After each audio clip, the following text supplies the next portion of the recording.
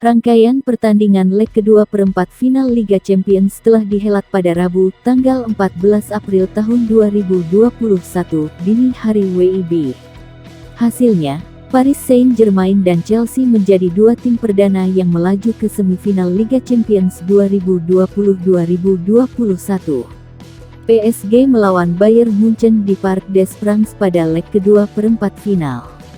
Bermodalkan kemenangan 3-2 di markas Bayern pada leg pertama, Les Parisiens tak mampu mengulangi hasil positif pada leg kedua. Tim asal Paris itu dibekuk dari Rotten 0-1 dalam pertandingan yang berjalan ketat hingga akhir laga. Gol satu-satunya jawara bertahan Liga Champions itu diciptakan oleh Eric Maxim Choupo-Moting pada menit ke-40. Hasil ini membuat Bayern dipastikan tersingkir dari Liga Champions. Pasalnya, mereka kalah agresivitas gol tandang dari PSG dalam agregat 3-3. Ini adalah kali kedua Bayern gagal ke semifinal Liga Champions dalam 11 musim terakhir. Bagi PSG, hasil ini membuat mereka lolos ke empat besar selama 2 musim beruntun.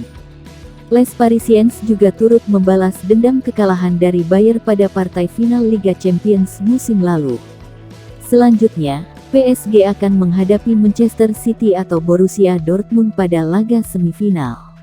Pada pertandingan lainnya, Chelsea berhasil merengkuh tiket semifinal meski kalah 0-1 lawan FC Porto. Laga tersebut berlangsung di Ramon Sanchez Pizjuan, Sevilla, yang ditunjuk sebagai markas Chelsea. Porto baru bisa mencetak gol lewat tendangan Salto Mehdi Taremi pada injury time babak kedua. Mencetak gol membuat Taremi menjadi pemain asal Iran pertama yang berhasil menjebol gawang lawan pada perempat final Liga Champions.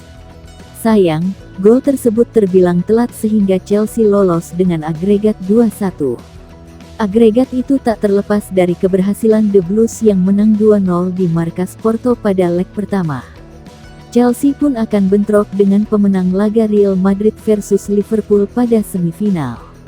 Adapun Real Madrid saat ini unggul 3-1 atas The Reds berkat kemenangan di Stadion Alfredo Di Stefano pada leg pertama.